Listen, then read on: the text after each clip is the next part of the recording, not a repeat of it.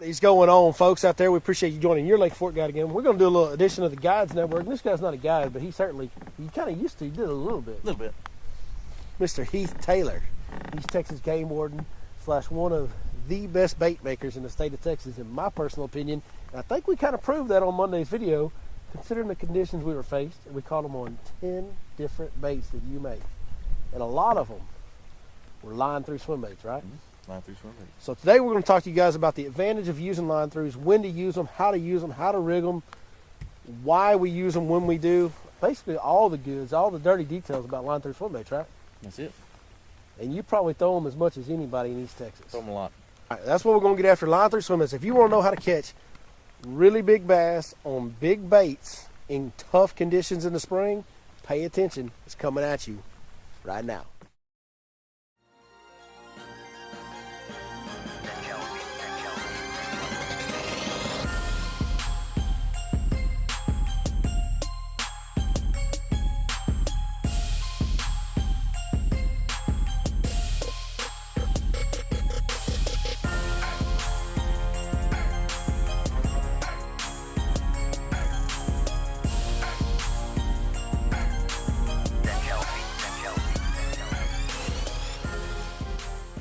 Tried to do this thing on the water, but then the water started falling from above us. Yeah, much quicker. And it was very cold. Yeah. And plus, if you guys have ever tried to make a video on a GoPro with a microphone attached to it, rain makes it a little difficult. The audio gets messed up, the visual gets messed up, the camera gets all foggy and watery. It's not good. So here we are. We're in the Smash Factory, right? Is that what it's called? Back at the Smash Factory. Smash Factory with the Smash Captain, and he's going to talk to you, like we said, about line throughs, and I'm going to get out of his way because he's the man when it comes to this. So take it away, Heath. All right. Basically, you know, as I don't know if we've talked about it before, but as far as swim baits go, the main two that normally people throw is a weedless, which most of the time they'll have a split belly, a belly weighted swim bait hook with.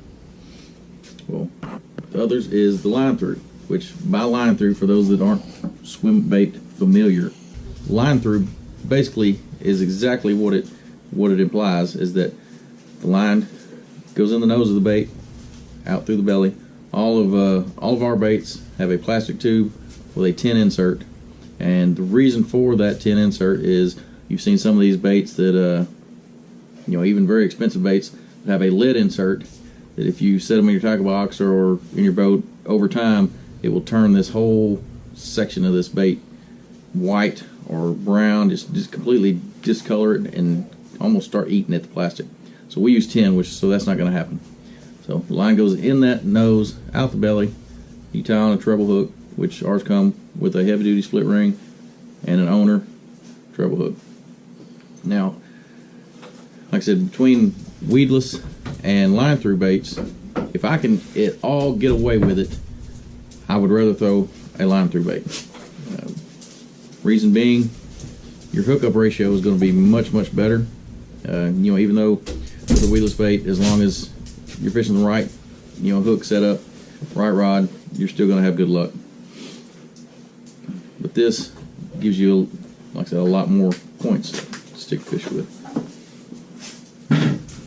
So basically, when the fish eats this bait, comes up, grabs it, you know, the hook will separate from the bait. It also doesn't give him leverage. Like I said, this just slides up. You know, when he comes up, shakes his head, all he's got is that left in his mouth. So you hardly ever lose a fish by him throwing it. Now, one little tip that is, you know, it's one of the reasons we use owner hooks, is if you'll look, if we can get close enough, if you will look, there's going to be one of these points that is lined up with the eye of that hook. That is the one that you want to take and stick back in the belly of the bait. So you'll take that point, and what you'll do is you measure it to where it goes in. You'll find a spot just past, because you don't want the split ring right up against that tube. You want it back just a tiny bit. So you'll measure it, and you'll stick the point that's in line with the eye back in the bait, and that will allow split ring to lay flat on the belly. You have these two hanging down, and that will help it run completely true through the water. And a lot of these baits,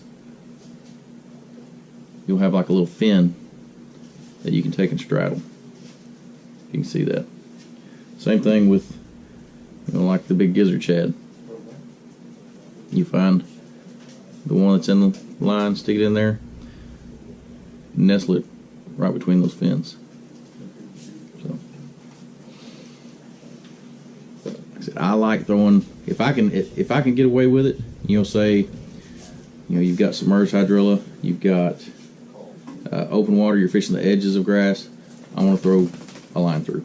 Now, there's times when you're just not going to be able to get away with it. The grass is too thick, and you spend more time picking grass off your bait. So you're going to have to go to a weedless bait. Like lily pad stems, you just can't throw line throughs. If you're in a lot of stumps, it's hard to throw line throughs. But if I can get away with it, I throw a line through. If I'm in thick stuff, I'll go back to the weedless baits. So if you hadn't thrown a line through, it's one of my favorite things to do. You need to try them out. So that's basically how you rig them. Now, when you're throwing a line through, or really, it kind of applies for weedless too, but especially these line throughs. You throw it out there.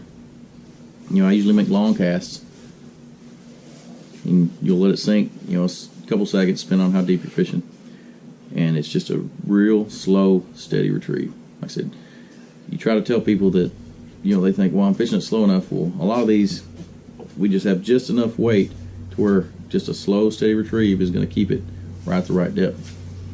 Now, you're going to want to point your rod straight at that bait. You don't want, your rod over to the side like you do on a lot of baits, like you see a lot of people fishing, chatterbaits or spinnerbaits, stuff like that. You want it pointed right at the bait. And you're going to feel it. A lot of times you'll feel your whole rod will jump when they hit this bait because it's violent. Your whole rod will jump. Well, sometimes they'll come up and they hit it so hard to kill it, but they don't completely get it. So you just keep reeling. If you feel your whole rod jump, your instinct is to just jerk right away. Well, a lot of times you'll miss those fish. Keep reeling, and you'll feel it jump. You'll feel it jump again. Just keep reeling real slow. Like I said, don't get excited, and all of a sudden you'll hit it, and it will just completely load up. And that's when you go ahead and just keep reeling, and it'll load up, and just lean back into them. Like I said, then you can go ahead and set the hook hard.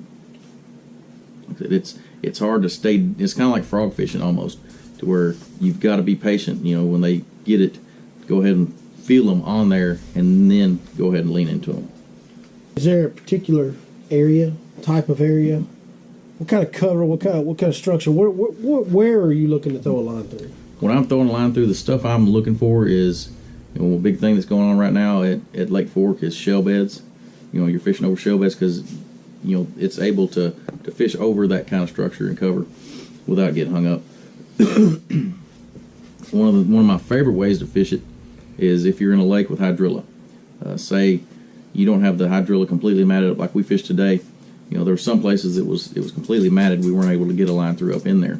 But there's places that we caught the fish on line throughs out away from that. If you can find that edge to where the grass tapers down, and you've got about, say, 3 to 5 feet between the top of the grass and the surface of the water, those are my absolute favorite places, because you can be reeling through there, and you'd be surprised how, even these two hooks exposed down here, even with these two hooks exposed down here, you'll feel it kind of tick the grass, and it'll just, that little bit of direction change when it ticks that grass is a lot of times what will trigger, because these baits are not reaction baits.